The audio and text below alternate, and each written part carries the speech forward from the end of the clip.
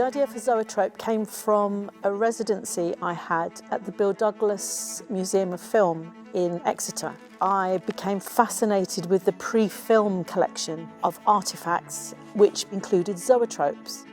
It's like little images of stuff that are shown in quick succession until the human brain sees it as a moving image. But Singers Dance already is a moving image. It's a bit of a challenge to try and describe a zoetrope with living real people in a live performance.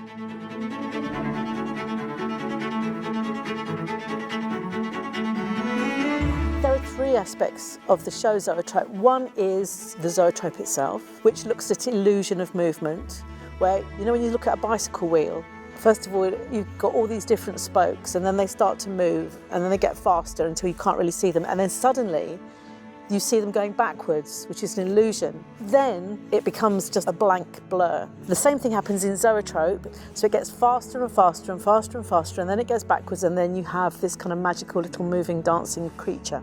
And this is presented by a kind of circus troupe of strange creatures.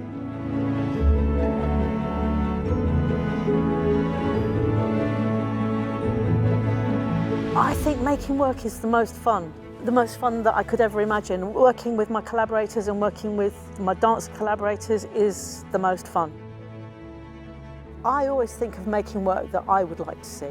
We've all been very influenced and moved by work that we've seen as children that is actually for adults. We're all the same, we're just smaller versions of adults. So I kind of think that it should speak to everybody, and so I don't speak down or talk down to younger people, because they're just like me.